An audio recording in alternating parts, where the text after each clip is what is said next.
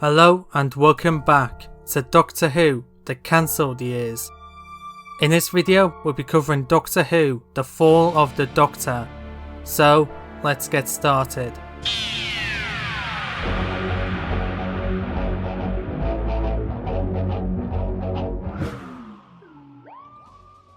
The Fall of the Doctor would have been the 50th anniversary special of Doctor Who. It would have been the final appearance of Peter Capaldi as the 13th Doctor, Vicky McClure as Kelsey Hall and Paul Cornell as showrunner. Taking over as showrunner in season 50 would be Toby Whithouse, who'd been writing for Doctor Who on and off since 2004. The special would have been one 90-minute TV movie and would have aired on BBC One as well as being screened in cinemas, much like how Day the Doctor was in our own universe. Like with Dave the Doctor, this story would have been available in both 2D and 3D, with the later Blu-ray release including a 3D option. As well as this, two special mini clips would have been produced and would have been shown exclusively at cinemas. The first clip would have saw Richard E. Grant as the Valeyard, instructing viewers on the cinema rules such as no talking or recording the screen. And the second clip would have saw Peter Capaldi as the 13th Doctor, properly introducing viewers to the episode and turning on the 3D effects. As for the title sequence, we get something slightly different. We begin with the original 1963 titles before we later get a brand new title sequence, which is vastly different from the 2009 titles, though still retaining the 2009 logo and David Arnold theme, albeit with an extended opening. And now, let's get into the Fall of the Doctor.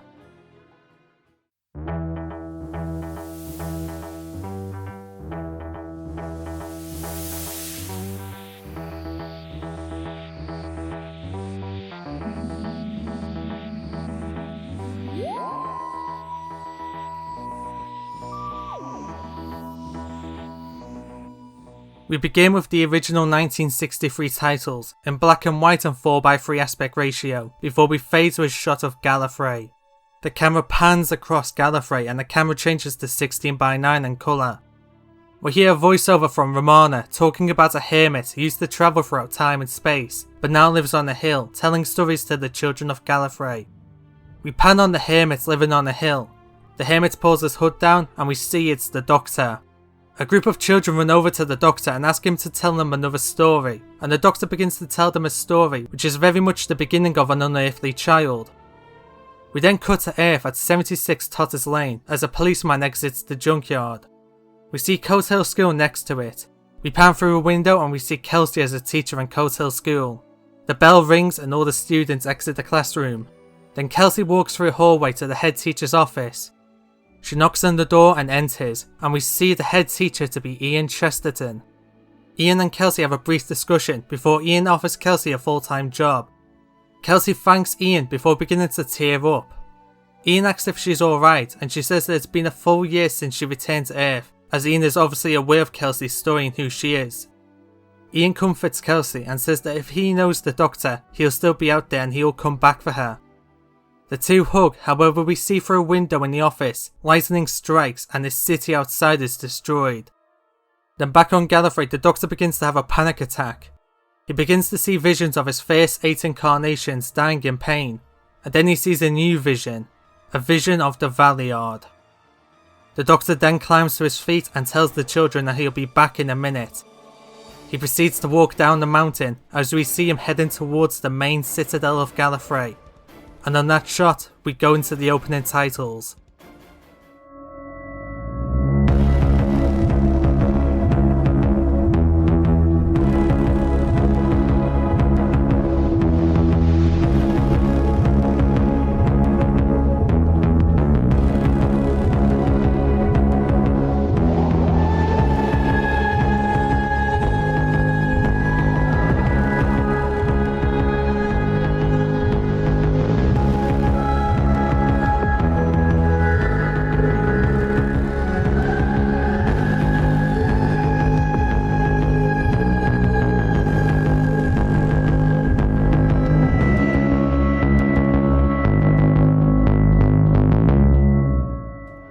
Then after the titles we see Romana and an unknown time lady, played by Jenna Coleman, giving a big speech to the Panopticon. And during this big speech we learn that this other time lady is in fact a new incarnation of Killeen. Then suddenly the Chancellor bursts in and tells Romana that the Doctor wishes to see them. Romana pauses her speech and she and Killian head to the presidential office. They enter the office where they see the Doctor sitting in Romana's throne. Romana asks the Doctor what he wants, to which he replies with, help. Then back on Earth we see Kelsey and Ian leaving Cold Hill School, only to discover that the world around them has been changed. The streets are crawling with dozens of monsters including Daleks, Sontarans, Cybermen and many other recognisable monsters. The two of them escape some Dalek laser fight and take cover in Hotter's Lane. Kelsey locks the gate but soon finds Cybermen trying to bang down the gate. Kelsey unlocks the TARDIS and the two of them take shelter as the Cybermen burst through the gate. We see that the console room is cold, dusty and dark. Kelsey flicks a few switches and the lights power on and the doors close. She then tries to use the scanner but its readings are unclear as it claims that both time is happening and not happening. Back on Gallifrey we see the Doctor, Romana and Killian figuring out that the Valiod must have escaped the Outer Realm and is now causing havoc back in the main universe. The Doctor then questions why he saw his first incarnations and he theorises that the Valiod has constructed an ancient machine known as the reality device. We learn that this device is an ancient Gallifreyan weapon thought to be lost forever, which gives its users the ability to reshape the universe. He theorises that the Valiod has used the reality device to remove the Doctor from history. The Doctor says that he must get back no matter what, and Romana says that there's only one way to get him back. She theorises that they could maybe use the time holder to create a small gateway between universes. The Doctor asks if it's safe and Romana says no, but it's the only way, and so the Doctor reluctantly agrees. Then back on Earth we see Kelsey and Ian hearing banging noises outside, and the scanner shows Cybermen setting up a device which they'll use to break open the TARDIS doors. We then have a montage on Gallifrey of the Doctor, Romana and Killian rebuilding the time holder. When it's set up, the time holder powers on and Gallifrey begins shaking. We then see the planets beginning to appear in the main universe. We also learn from Romana that the planet is now a gateway to a parallel universe. Essentially, if you're in the planet's atmosphere, you'll be travelling to the parallel universe, so the planet is actually in two universes at once. Now back in the main universe, every single one of the planet's defences are turned on, and the Doctor begins to track his TARDIS down to Earth. Romana takes the Doctor into her own TARDIS and the two travel to Earth. We then see Kelsey and Ian hearing TARDIS sounds on the scanner, and then as the Cybermen are about to blow open the TARDIS doors, they're thrown to the ground by Romana's TARDIS, which smashes right through the army. The TARDIS lands and the Doctor bursts out. Kelsey and Ian step out of the Doctor's TARDIS to see the Doctor and Romana. Ian is bewildered to see the Doctor, however Kelsey is annoyed at the Doctor for abandoning her. The Doctor apologises for what he's done and says he only sent her home as he wanted her to be safe and that had she stayed, she most likely would have died. The Doctor then introduces Romana to Kelsey and Ian before asking what has happened to the Earth, though Kelsey and Ian have no idea. The Doctor then breaks the news that the Valiod still isn't gone and that he's more powerful than ever. Kelsey offers to help but the Doctor refuses, however Kelsey refuses to not being able to help, so the Doctor is forced to agree. Ian meanwhile says that he's sorry but he doesn't want to go, though the Doctor says that he understands. The Doctor then proceeds to pick up a detached Cyberman head and brings it on board the TARDIS. He connects it to the console and downloads its memories, and from its memories he learns that the Valiod has disassembled the reality device and has scattered the 5 pieces across the universe. The Doctor realises that in order to fix the universe he must retrieve and rebuild the reality device, however he's unable to do it alone and says that he'll need all the help he can get. He asks Romana for some ideas and she replies saying that he can help himself. She then presses a button on her wristwatch and then nothing. Then after a few seconds we hear the sounds of multiple TARDISes landing, the Doctor's TARDIS. Everyone steps outside and we see 4 different versions of the Doctor's TARDIS. The doors open and out step Doctors 9, 10, 11 and 12. Then following the Doctor are their companions, who are Abigail Norwood, Jean Robinson, Hannah Ward, Brian Whiteford and Sally Ryder. Each Doctor greets each other, however the 12th Doctor points out that 1 to 8 are missing. 13 explains the situation to everyone and explains that they've been erased from history. 13 then finishes explaining everything to his former incarnations before announcing that they must work together to retrieve the 5 components. Romana then installs a tracker and sender to each TARDIS so that they can track down the pieces and send them to the current Doctor. Then the 5 Doctors split up and enter their TARDISes and head off and search for their assigned pieces, while Romana heads back to Gallifrey. The next few bits of the story would be interlinked with each other, however to keep things simple I'll be covering each bit of the story on their own. The 13th Doctor and Kelsey track down a piece of the device on board a small prison ship which is drifting towards a black hole. They board the ship in search for their component, however they soon find themselves in a cat and mouse situation with the only other prisoner on board the ship, which is a Wirren King. Eventually, however, the Doctor is able to find the component and escape in a TARDIS, just as the prison ship is thrown into the black hole.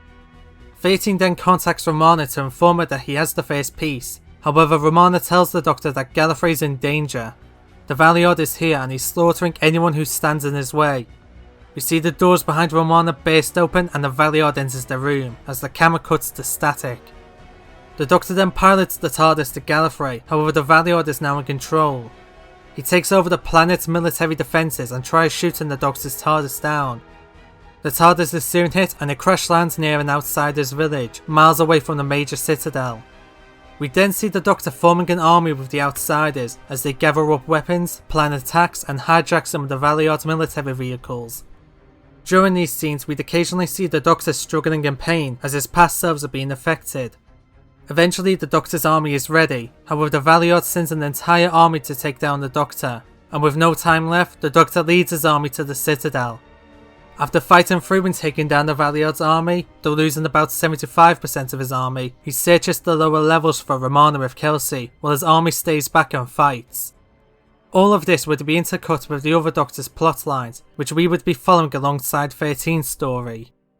The 9th Doctor's plot would see him and Abigail on a human colony world, but the last few humans in this part of the universe attempt to escape an army of Cybermen. The Doctor works with the humans to escape to his ship, while searching for his piece of the reality device.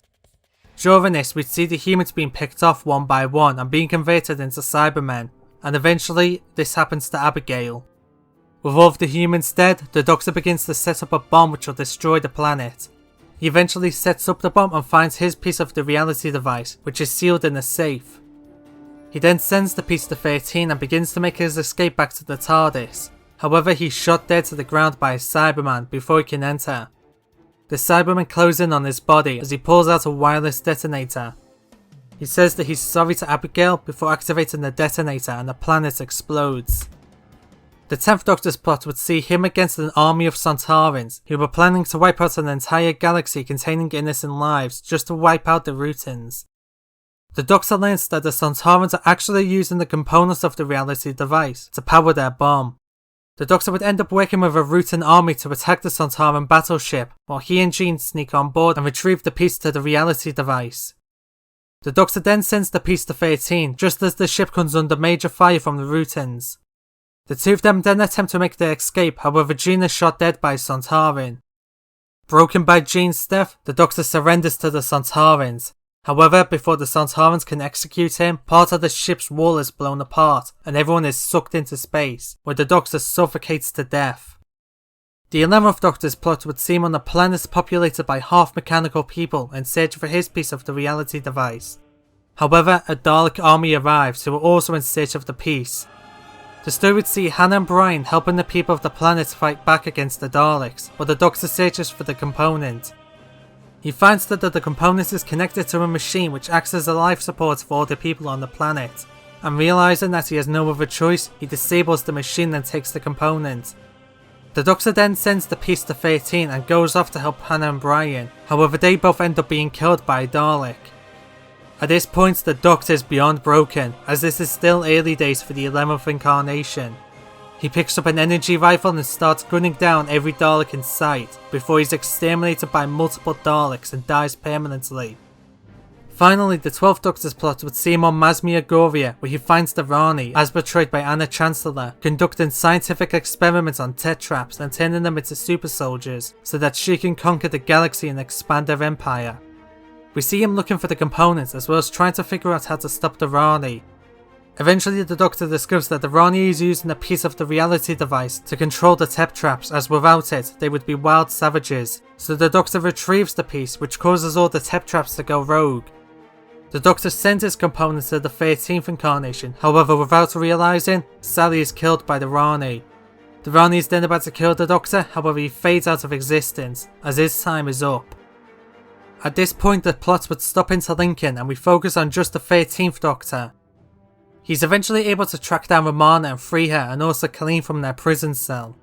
At this point however the Doctor's nearly gone, as all of his past selves have either been killed or erased from existence.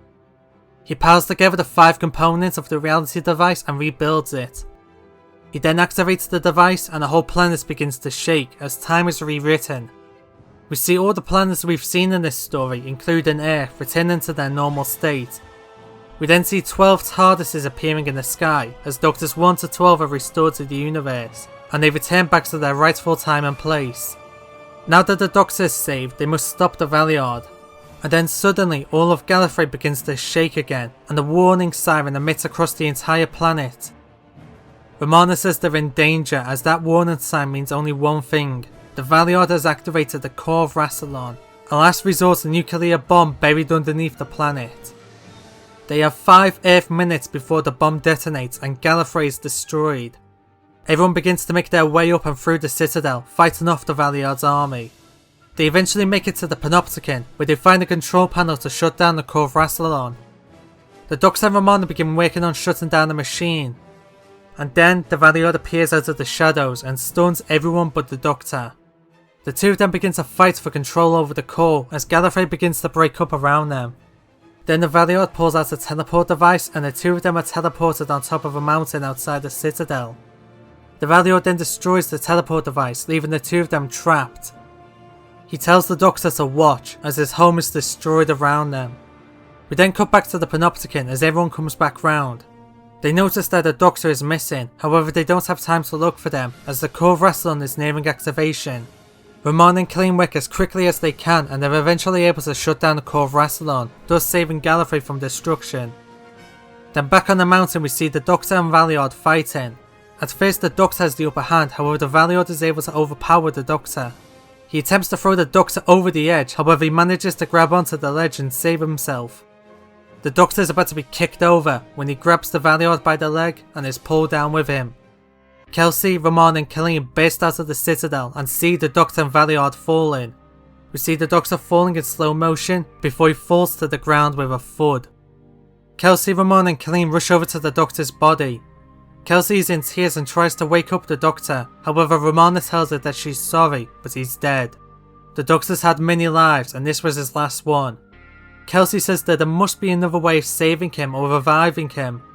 Romana says that the only way a Time Lord can outlive the 13 lives rule is if they were granted another regeneration cycle. However, even if she did this, it wouldn't save him. The Doctor needs to be alive for the regeneration cycle to be renewed. Kelsey asks if there's really no other way. Romana pauses for a minute and says that there might be another way, but it's dangerous. And Kelsey says she's prepared to take the risk. Romana says that the Doctor could be restored using a machine named the Holdback, which has the ability to restore a Time Lord. However, it requires a sacrifice, and that sacrifice would end up dying. The Doctor can be saved, but someone must take his place. Kelsey then offers herself as a sacrifice, as she says the universe needs the Doctor, and she's prepared to sacrifice herself. Romana tells her to make sure she's 100% sure, and Kelsey says yes. The three of them rush the Doctor's body through the Citadel and into a laboratory. The Doctor's body and Kelsey are hooked up to a big machine. Romana and Colleen say their goodbyes to Kelsey before the machine powers on. The machine begins to rattle for a few seconds before it slows down. The Doctor's body begins to move slightly and Romana pours what appears to be orange smoke into the Doctor's mouth. The Doctor then begins coughing before rising to his feet, where he finds Romana to be over the moon to see him alive. Romana explains what has happened to the Doctor and explains that he has a whole new regeneration cycle, however it will take long before the process kicks in. The Doctor then asks where Kelsey is and Romana shows him her body. The Doctor begins to cry up before Kelsey slowly begins to awaken and speak very weakly, on the verge of death. Kelsey explains why she sacrificed herself to save him. The Doctor thanks Kelsey and says that she'll never be forgotten, before she slowly drifts off into death. We then cut to about an hour later, where we see the Doctor looking out of the window in Romana's office, looking at the children of Gallifrey he told stories to. He then looks down at his hand and notices the regeneration starting. Romana then enters the office and informs the Doctor that they'll be closing the connection to the main universe soon. Gallifrey is at risk staying in this universe, so they're closing off the connection and remaining in the parallel universe.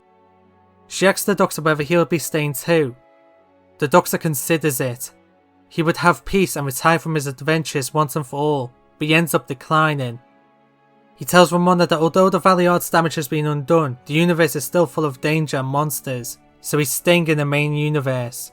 The Doctor has been gone for a long time, and the universe needs him. The two hug and say their goodbyes, with Ramona saying that once the TARDIS has left Gallifrey's atmosphere, the connection will be cut off.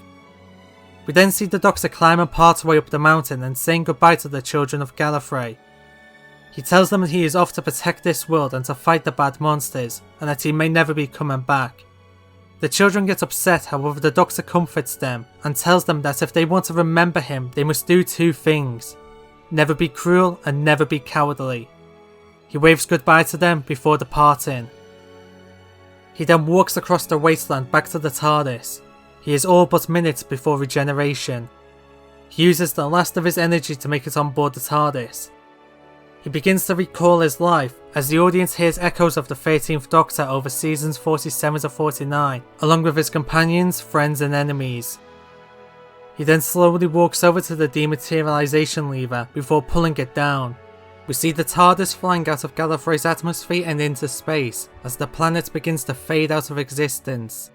The Doctor looks at both of his hands, which are now radiating the regeneration energy. The energy begins to build around his face. He breathes in heavily before collapsing to the ground. Then the regeneration begins and the changes occur. We see the old face of the 13th Doctor as the regeneration energy covers his entire face.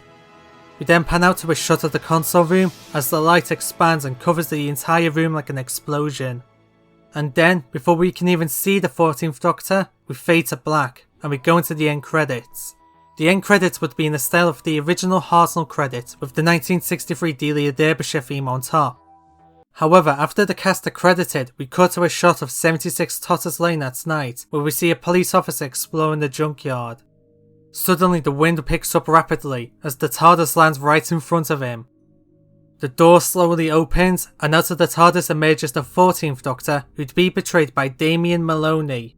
He then says to the man, "Sorry, did I frighten you? Regeneration, you see, scrambles the brain a bit. I was aiming for the 52nd century, but judging by your clothes, I'd say I've hit the 21st century. Anyway, enough about that. I'm the Doctor, and who are you?"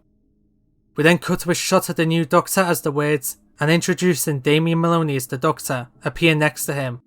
And with that, we return to the end credits, which are now used as a brand new Vortex and theme tune, which were made specifically for the end credits. And that concludes The Fall of the Doctor. Overall, this would have been a massive success with high praise from fans and general audiences. And with that comes the end of the Peter Capaldi and Paul Cornell era. Overall, the Cornell era would have gone down as one of the most popular eras of the show, though with its flaws. Capaldi's Doctor also would have gone down as one of the most popular Doctors of all time, and the show itself being at a very high point. So join me next time for season 50 of Doctor Who. Until then, thank you for watching and goodbye.